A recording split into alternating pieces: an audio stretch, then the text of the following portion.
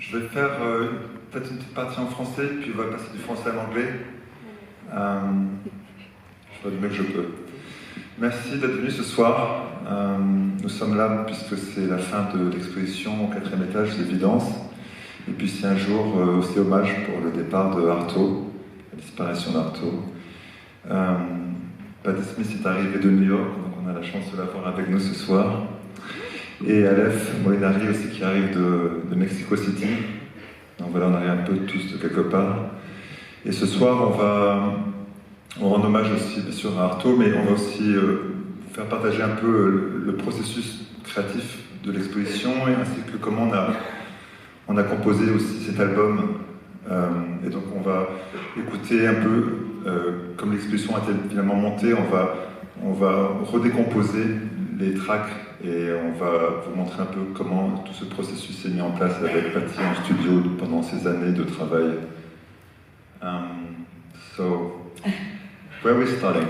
Aleph, do you want to start about maybe the peyote? On a un peyote qui est là, qui est un des éléments que Aleph a travaillé avec nous sur ce jardin de peyote qui se trouve dans l'exposition. Donc on a pris exceptionnellement ce soir un peyote pour nous accompagner dans cette soirée. On pourrait peut-être commencer rapidement sur ce que représente le peyote, puisque finalement cet album s'appelle La danse du peyote. C'est évidemment l'expérience de Artaud et de ce voyage au Mexique. Et au cœur, ces rituels, ces cérémonies de peyote. Merci Stephan, bienvenue. Les peyotes, ou le Fofora williamsi, c'est une des plantes qui est au centre des cultures indiennes du nord du Mexique. C'est une plante qui est liée à leur mythologie, à leur art, à leurs rituels, toute leur façon de vivre. Et ils commencent à prendre les peyotes depuis qu'ils sont très jeunes, comme une espèce d'initiation. Et les peyotes, c'est aussi la voie interne. C'est la façon d'entrer dans soi-même, d'entrer dans les paysages. Et dans l'expérience des peyotes, les sons sont très importants. Parce que les sons deviennent hypersoniques. Tu peux entendre un train à quelques kilomètres, ou les oiseaux qui sont autour de toi à quelques centaines de mètres. Ou si tu mets ta main dans ta poche, tu écoutes la texture de ta main, ou qu'est-ce qu'il y a sous la terre. Donc cet album est très important parce que les sons sont enregistrés dans l'endroit où Antonin Artaud a fait son parcours. Et Soundwalk Collective et Patti, ils ont fait un vrai travail de mettre en scène tous les éléments pour transmettre l'expérience de peyote. Peut-être on peut commencer par peut-être le premier chapitre de Artaud. Il y a eu d'abord Artaud à Mexico City, on peut en parler aussi un petit peu, et puis après il y a ce départ sur Chihuahua où il s'enfuit de ses responsabilités de Mexico City pour s'aventurer dans la vallée de la Sierra Tarahumara, où il va rencontrer donc les chamans et commencer les rituels de peyote. En fait, il était séparé des surréalistes en 1926. Et avec ça, il commence une espèce de déconstruction d'Artaud en Europe, où il commence à chercher une autre façon de penser, une autre façon de vider toutes ces traditions européennes, eurocentriques. Donc il cherche un monde de l'impossible. Il cherche un monde où il peut trouver une autre conscience.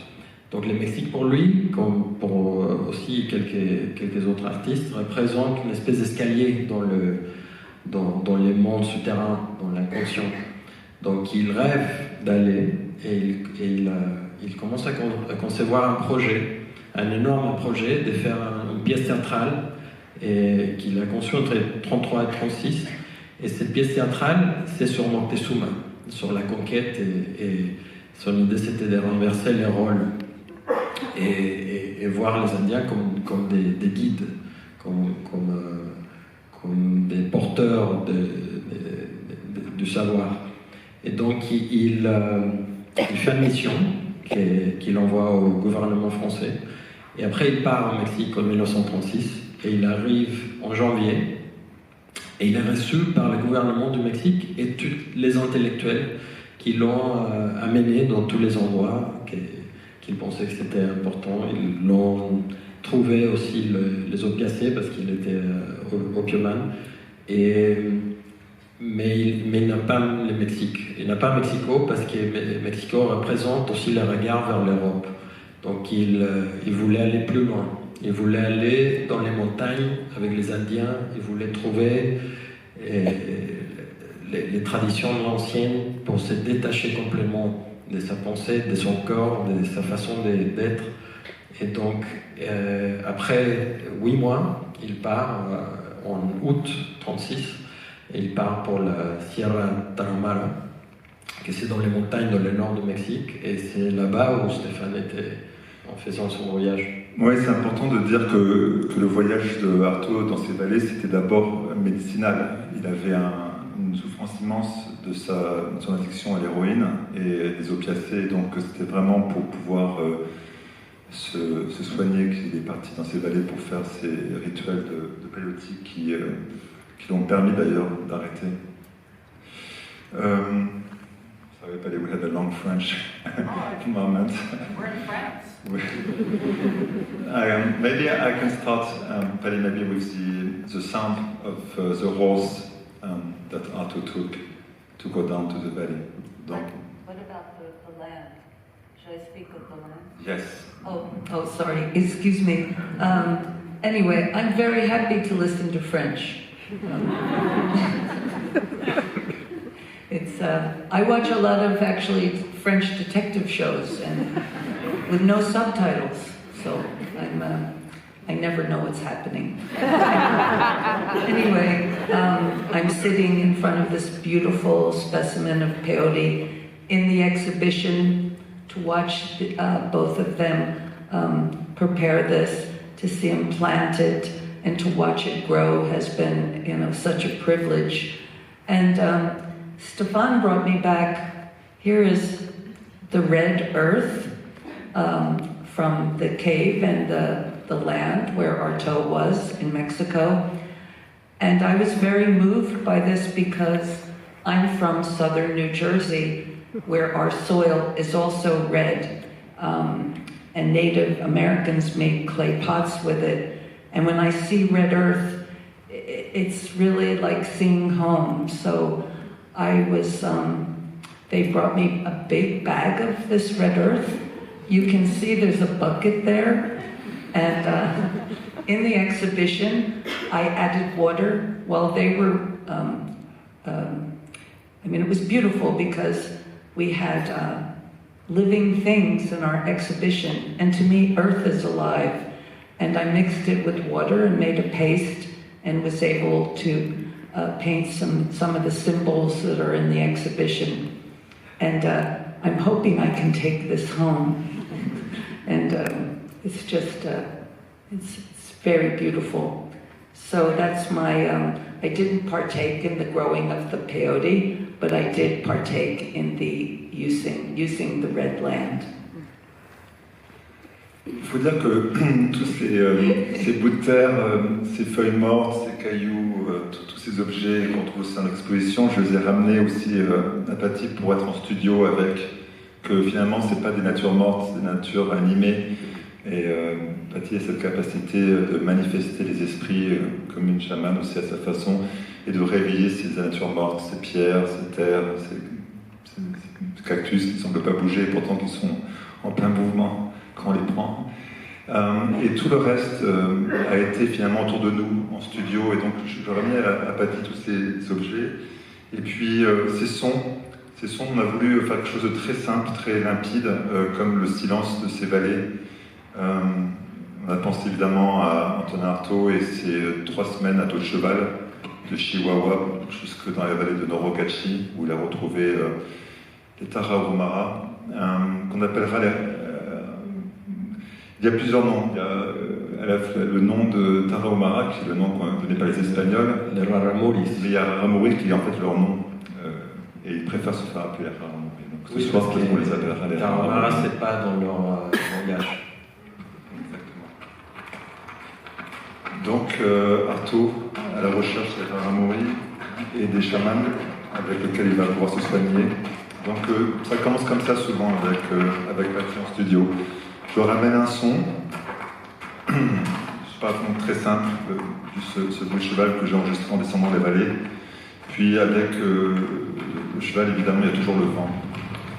Le vent, c'est vraiment une des signatures sonores de cette région, le vent qui s'engouffre comme ça dans des vallées. Patti a commencé à souffler à sa façon aussi, avec le vent, et c'est une façon de pousser finalement Artaud le long de ces canyons. Les images que vous voyez derrière, c'est les images que j'ai filmées aussi le long de ces voyages, comme des petits fragments, parce que finalement tout ça, c'est comme l'exposition, mais là aussi ces morceaux et cet album, c'est que du fragment, et ces fragments deviennent finalement progressivement des chansons. Puis vient après les percussions, bien sûr, qui va vraiment au centre aussi des cérémonies. On entend avec aussi ce petit son de cocon de papillons de nuit qui sont vidés lorsqu'ils se métamorphosent. Ils les mettent aux chevilles et ils sont en rythme avec les percussions. Aleph, I'm going to let you read. I did an opening in Spanish. Aleph va lire l'introduction du livre du Peyote Dance en espagnol. Et l'intéressant, c'est aussi que les textes, il y a quelques textes en français qui étaient perdus, mais la traduction a survécu. Et après, il était retraduit, mais il y a cette idée de perdre la mémoire, de fragmenter, de perdre la parole.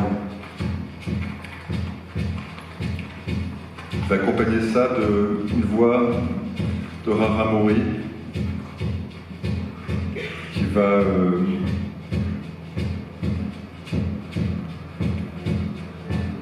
accompagner Aleph, qui sont ces chants qu'on entend dans les chants. Había cesado de aburrirme, de buscar una razón a mi vida y de tener que cargar con mi cuerpo. Comprendí que estaba inventando la vida, que esa era mi función y mi razón de ser, y que cuando había perdido la imaginación, me aburría y el peyote me la daba.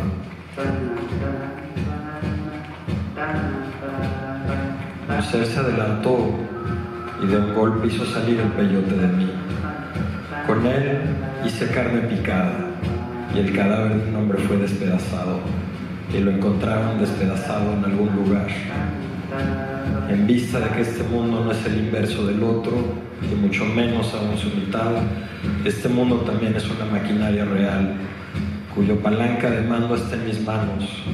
Es una fábrica verdadera, cuyo clave es el humor nato.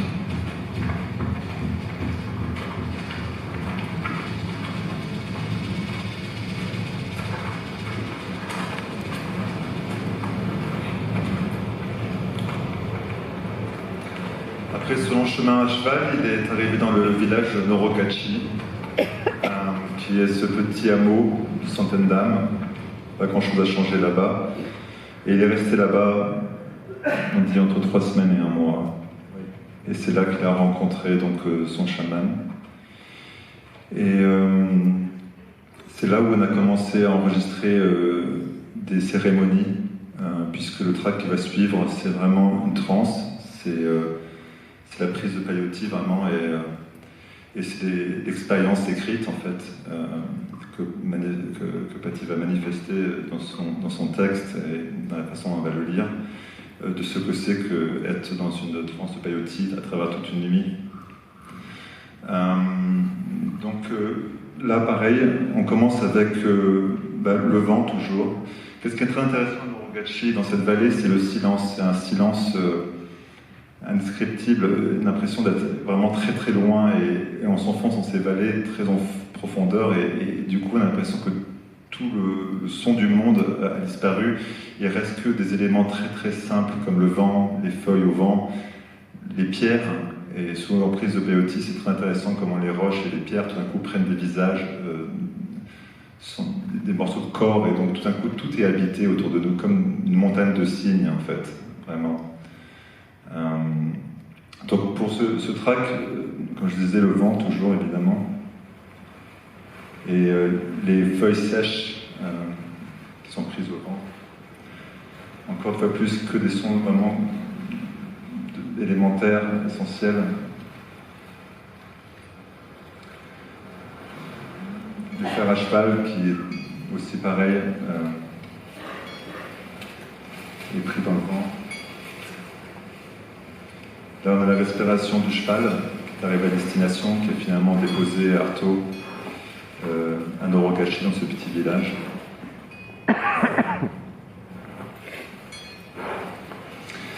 Puis il y a une chose qui est très intéressante, c'est vraiment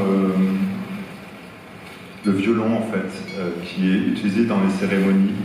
Et ces violons sont amenés par les missionnaires au XVIIe siècle. Les jésuites, ouais.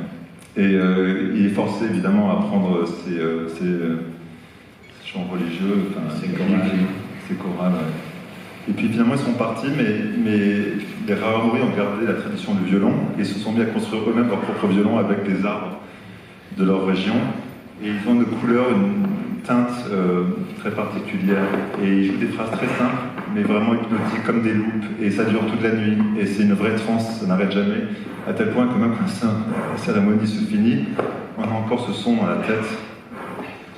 Et là, vous allez entendre donc comment finalement ces sons amenés en studio à Patti, avec un instrument simple comme la loupe de violon qu'on va entendre, comment Patti commence à poser sa voix sur ces sons et comment d'un coup le morceau s'habite.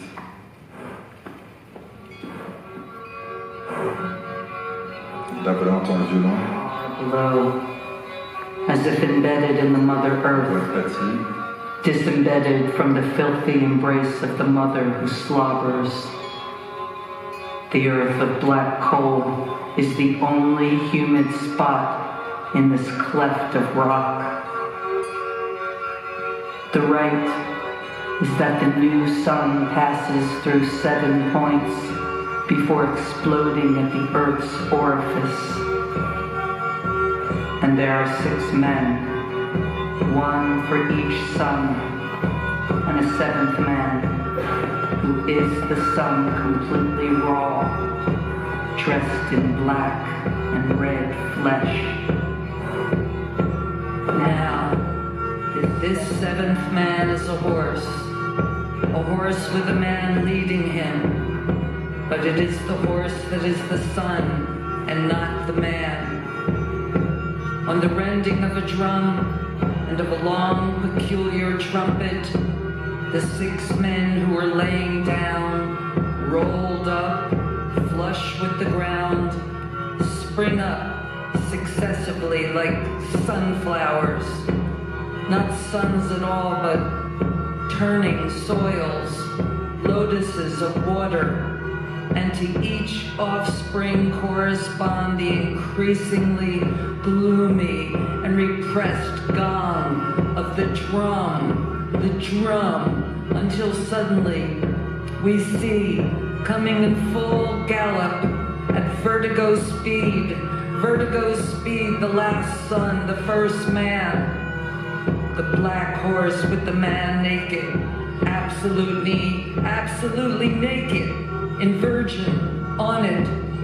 Having gambled, they advance, following circular meanders, and the horse of bloody meat panics. He panics and cries out without stopping on the top of its rock, until the 6 men have finished encircling completely the 6 crosses. Now, the major tone of the rite is precisely the abolition of the cross, the abolition of the cross, the abolition of the cross, the abolition of the cross, the abolition of the cross. Having finished turning, they uproot the earth and crosses, and the man, naked on the horse, raises high an immense horseshoe, which is tampered in a cut of his blood.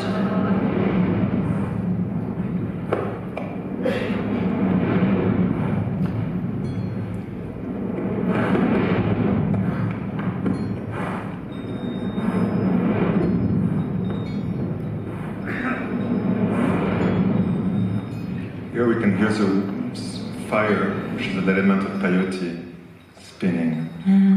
below, at the bottom of the bitter, cruelly desperate slope of the heart, the circle of silk six crosses opens far, far below,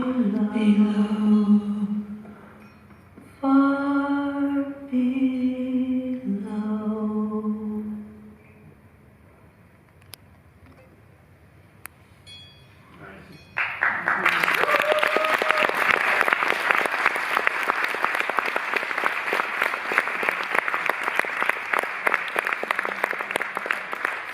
So, Patti, this is the magic, that I'm experiencing, at least for myself.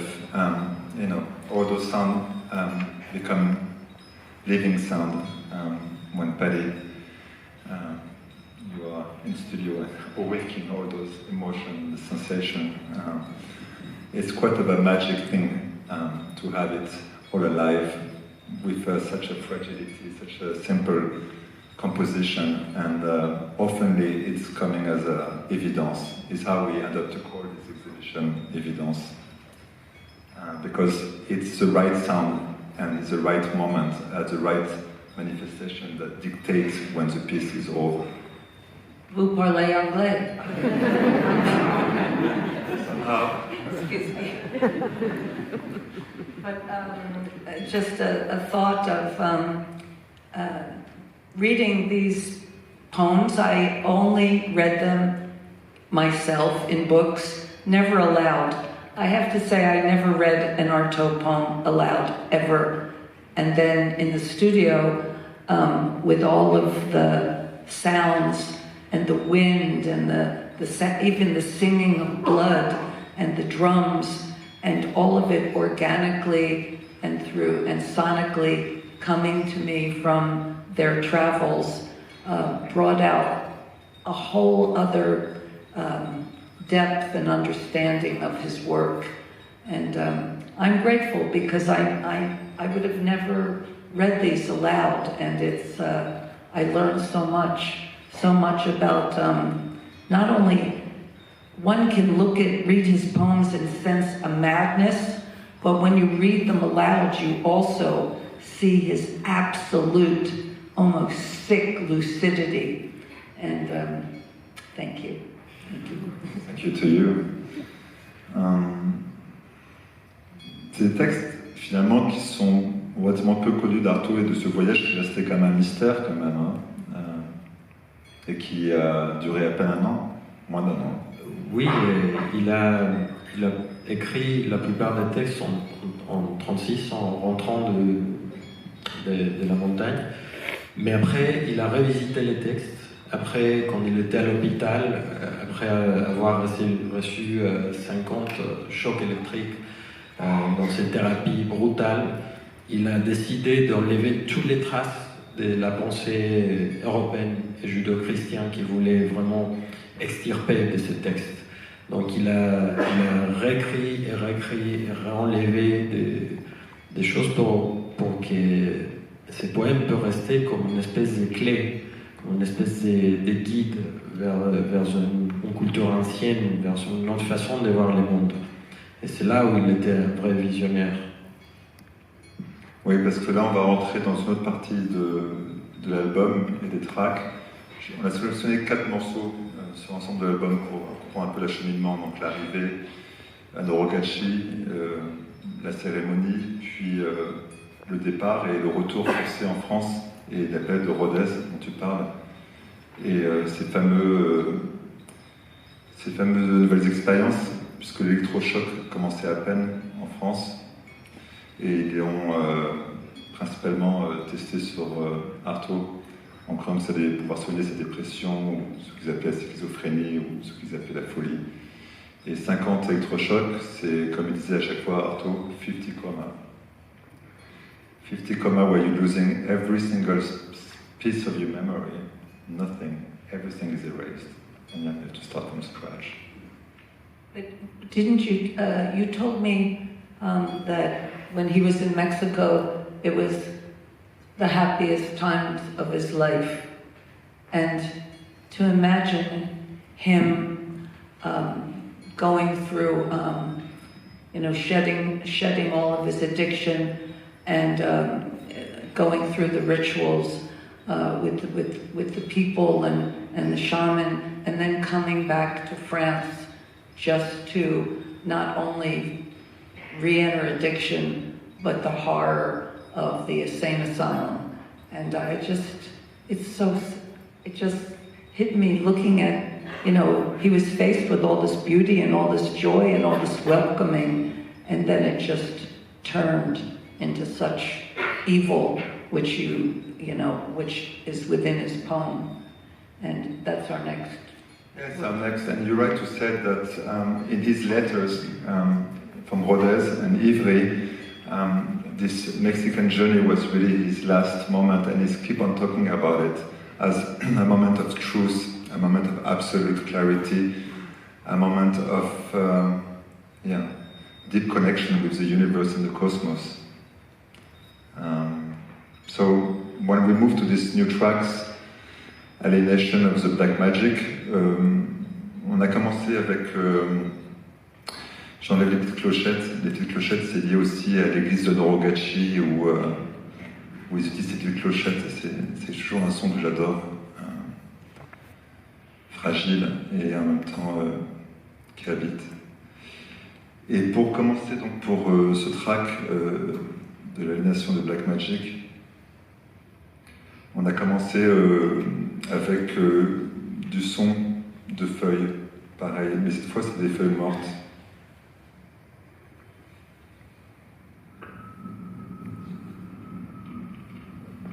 Et puis toujours le souffle. Donc c'est un peu comme l'idée des mémoires, des fragments de mémoire de Artaud, de cette période avec les rares amoureux indiens. Mais sauf que là maintenant c'est des feuilles mortes, donc les feuilles mortes on les retrouve ici, je sais pas, Patti aussi, et on les a utilisées, the dead leaves, you know, to just have them dropped on the floor and we just record the sound of the leaf falling down. Donc c'était juste des petits micro-sons comme ça qui sont juste de ces feuilles mortes. Should I bring it to you? I can bring it to you, don't need to go. No, You go? Okay.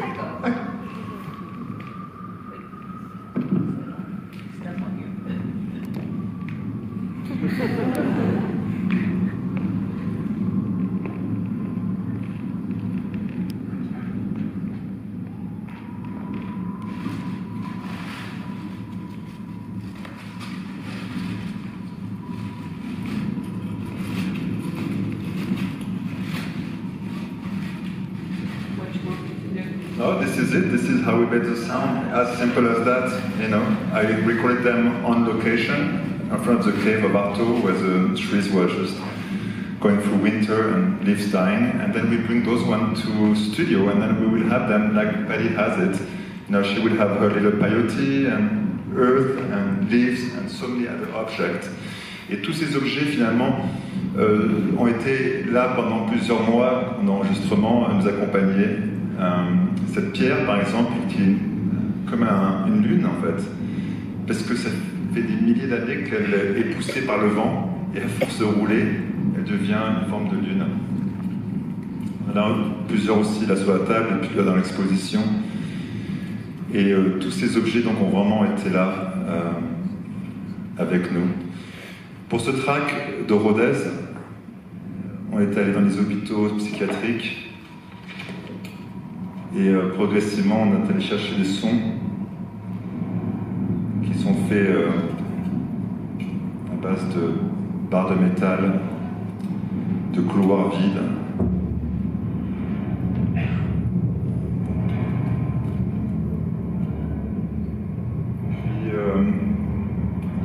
Puis le chapereke, qui est aussi un instrument qu'on utilise beaucoup dans les cérémonies du peyote, que là on l'a utilisé plutôt créer de la tension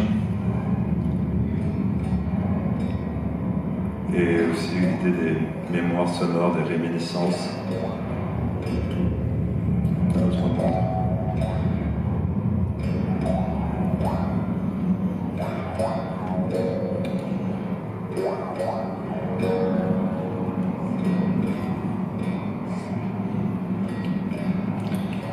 ces électrochocs, évidemment, c'est l'expérience de mémoire oubliée, de fragments, de voix lointaines, multiples.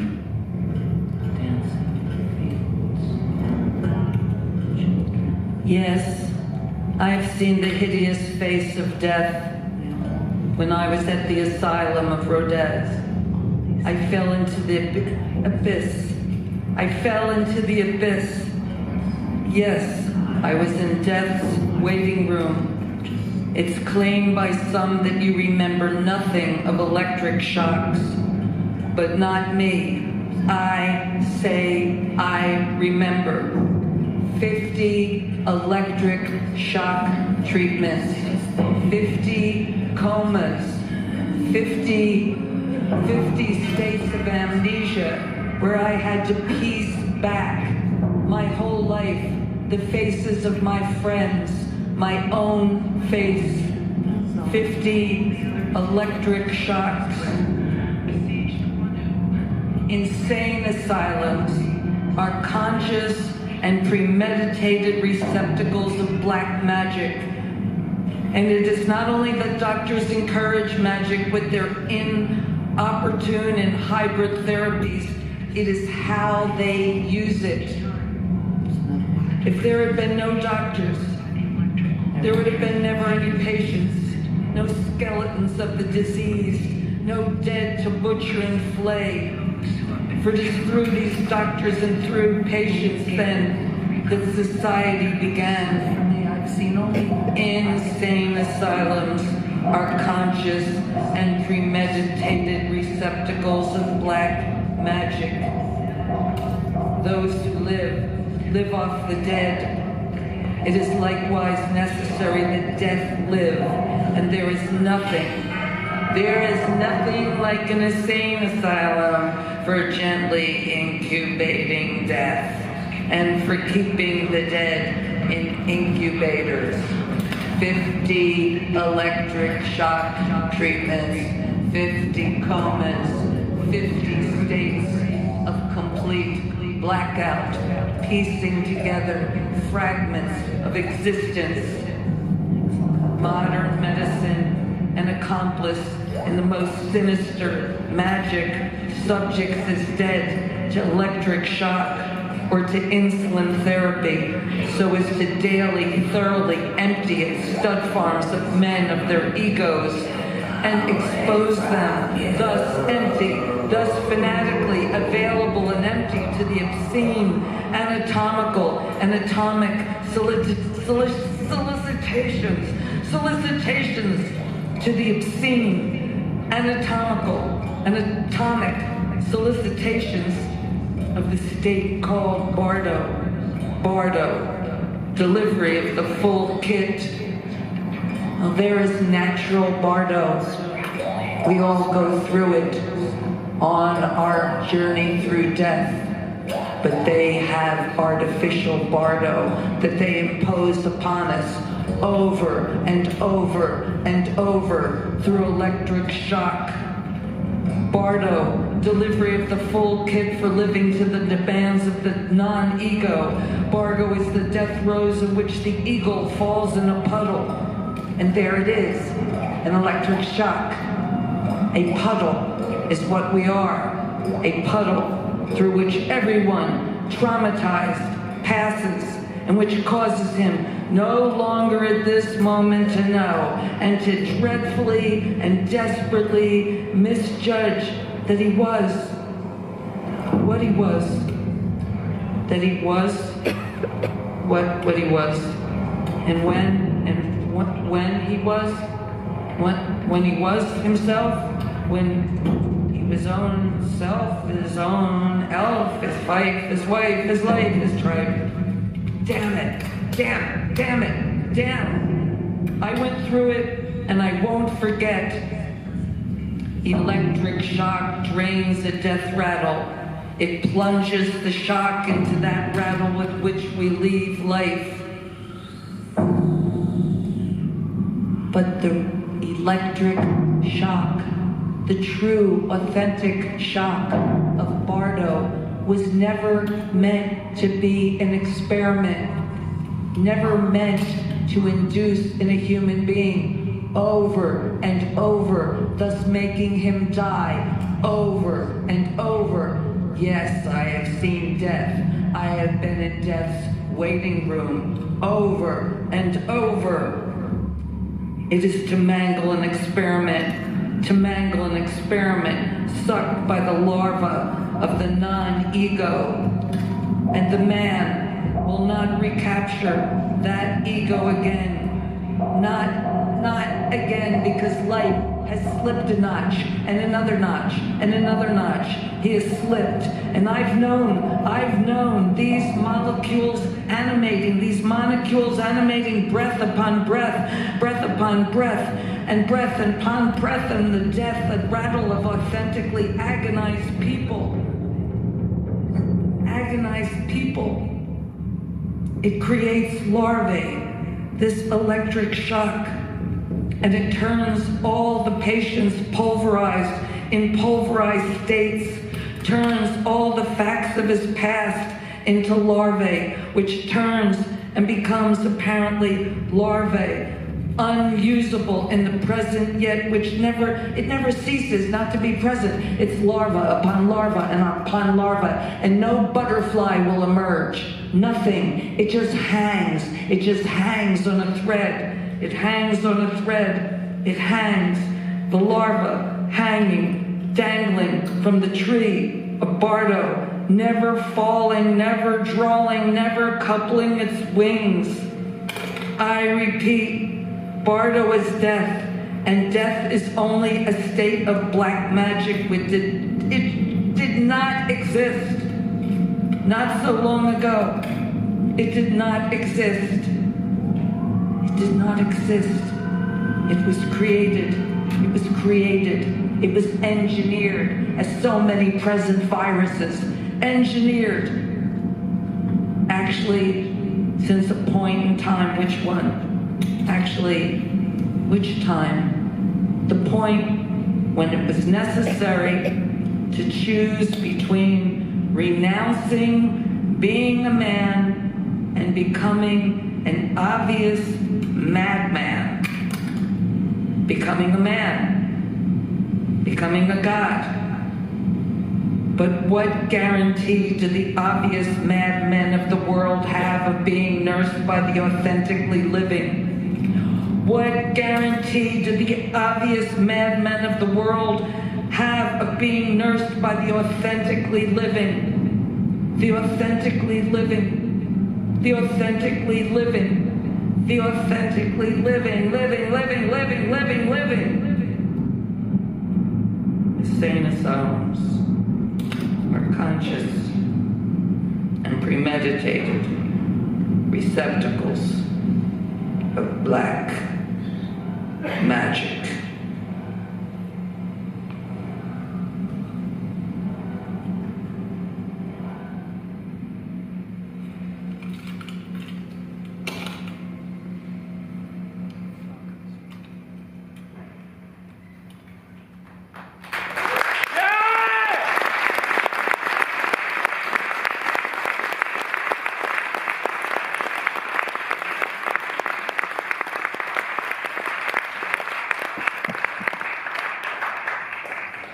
Yeah, this is electric shock.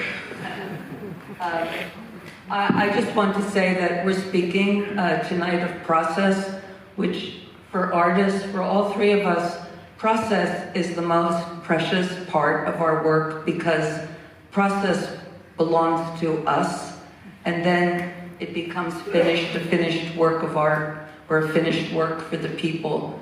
But we thought tonight it would be nice to share process. We don't normally share our process. It's our secret. But this is what we're doing. What we just did was process. What I read and what I spoke was not just Artaud's words. It was what I was channeling from you, from the sound, from my fellow artists, from Artaud's spirit. And it's all a mix of knowledge, pre-knowledge, the energy in the air. And so, in this way, the three of us are presenting you with, a little, gift of process.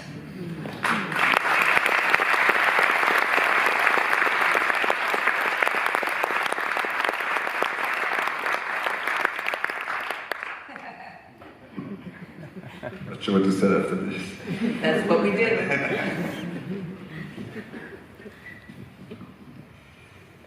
Oui, c'est assez beau, ça fait. Enfin, c'est difficile à décrire effectivement toutes ces années en studio où on a fait 3 albums, ou plutôt 3 voyages, qui font partie de cette exposition.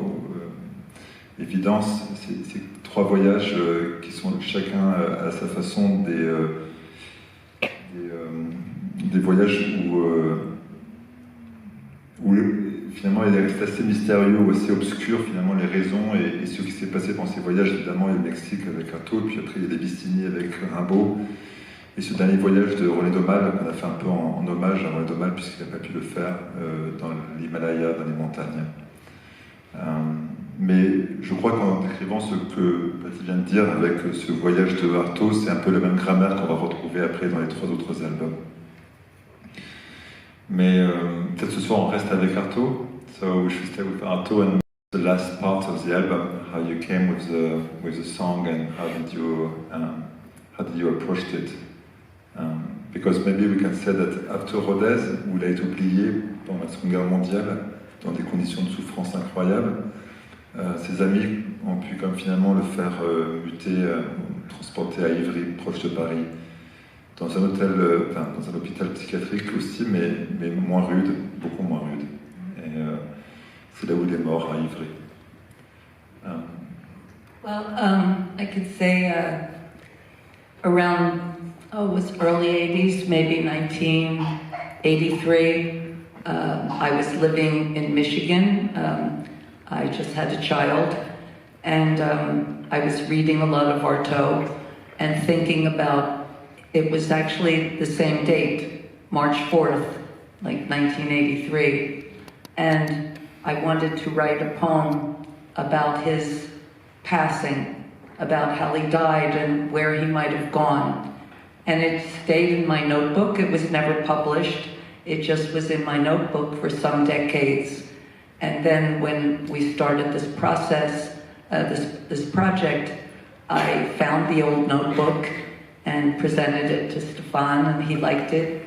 And we decided to do something a little different, a little, after so much energy and struggle and so much visceral language, it would be nice to just make him a nice little song. Almost like a lullaby for his passing, but that had a little echo of his happiest days in Mexico. So it has, then it really, they created a landscape for this little song, and then I just sang over it. But the nice thing is I wasn't in Mexico. I wasn't with all of them. You have to tell them about how the track was made. But as soon as I heard it, it just made me so happy. And even though it is about the death of a man, the death of someone that we came to love, you know, in terms of his belief system, which was no particular system, one only had to think that that was just another phase, and off he went. And so it's sort of a little like traveling lullaby. Souvent, je viens pas de la musique, je viens plutôt de l'enregistrement sonore, ce qu'on appelle du field recording. Et souvent pour moi, les discussions qu'on a avec Patti, c'est souvent des conversations qu'après qui se traduisent naturellement en moi, en son en fait. C'est des images d'abord, ou des paroles, et puis d'un coup, il y a un son qui vient tout de suite se coller à ces conversations. Et c'est comme ça qu'on commence en fait, souvent. C'est par d'abord une image sonore, et cette image sonore est le début de ce fil qu'on tire à fur et à mesure, et où progressivement les instruments et autres sons vont se superposer, comme on voit un peu ce soir, les unes dans les autres. Et Et évidemment, quand on a parlé d'Ivry, d'un coup, je me rappelle avoir vu, pendant mes enregistrements dans ces vallées, les marches funéraires, et c'était des bruits de pas qui me sont venus à la tête tout de suite, des bruits de pas des pieds sur la terre qui portent les morts à dos d'épaule.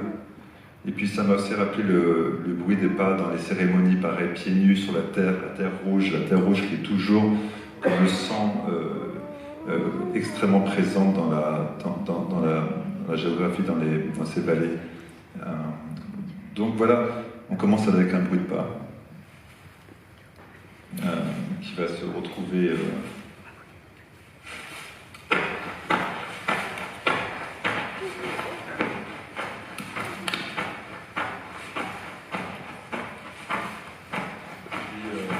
vient aussi la terre rouge, mais que cette fois on utilise un peu comme un rythme, où c'est juste le jeté de terre rouge, comme on retrouve ça dans le bac, qui va permettre de créer juste une sorte de petit sketch de rythme.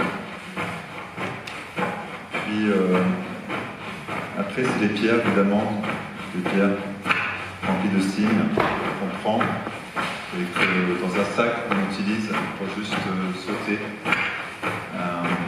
pour les faire sauter de glace pour moi. Et ça crée ce rythme de pierre. Puis évidemment la percussion.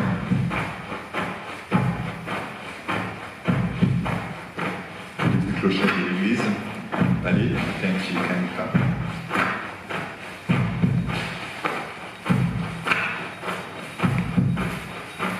Et là vient aussi, comme les violons, la guitare,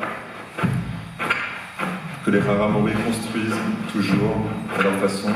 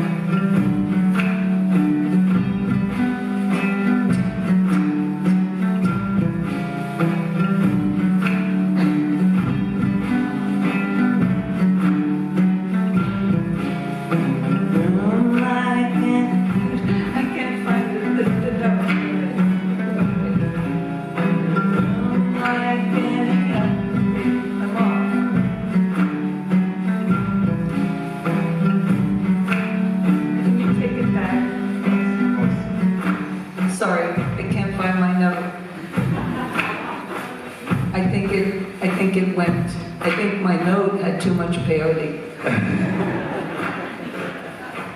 Cette petite guitare qu'on entend. I find it. Shall we go back to the first In a room like any other, in a room like no other, in the twisted sheets, his hands are like vines, climbing unseen, forming shadows. Rituals unknown, rituals unknown, and through him reborn.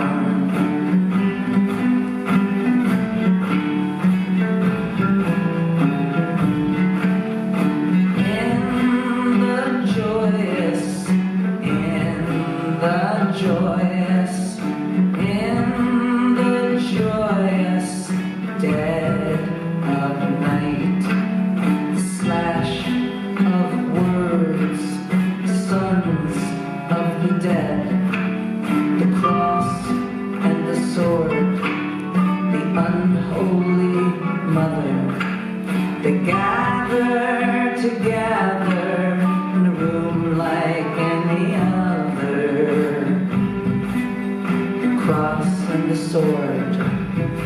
holy, unholy mother gather together in a room like any other.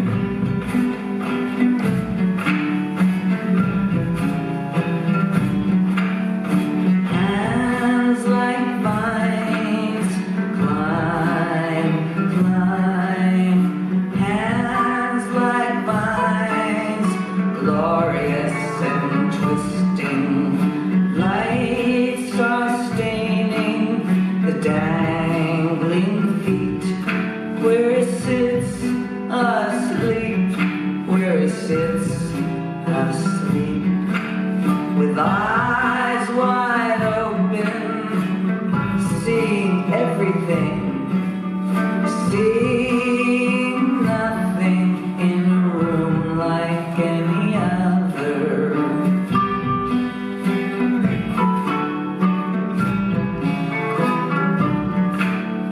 Dead hands revive, dead hands revive, and the comic foot takes a step. One step then another, one step then another, past an image of himself with his gaunt cheeks, the black wings of his hair, his skin so fair in a mirror of glass, and grain, and pain, and words, and verbs, and prayers in a room like any other.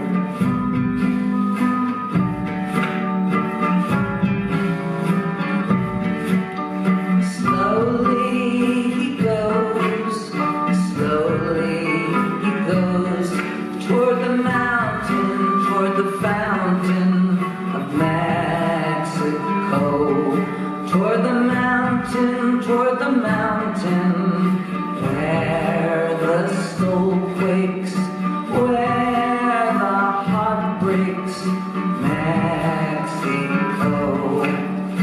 Our sleeping friend, scorned, adored, one step then another in a room like any other.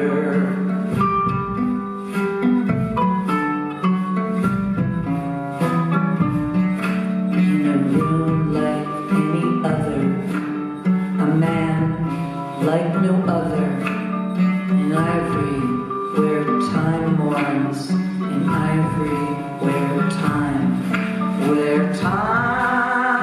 mourns, time mourns, time to go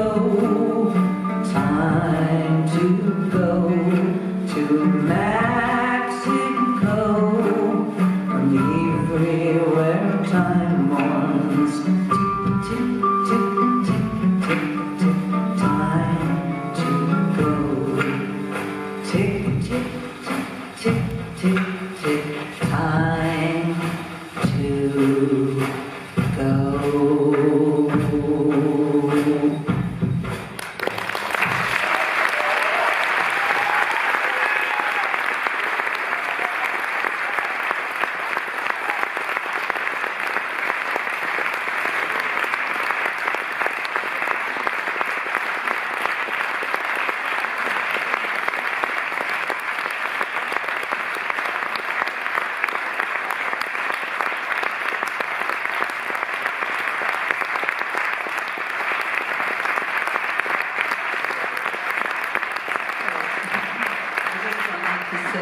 One thing. I am sitting in between two men who have done all the hard travel, all of the hard work in the mountains of Mexico and the sacred mountains in India and to Africa, to Harar, and all of these places I have never been except through them. And it's been a very beautiful experience, And we're going to continue to travel, where I can just sit in my cafe and drink coffee, and they do all the work.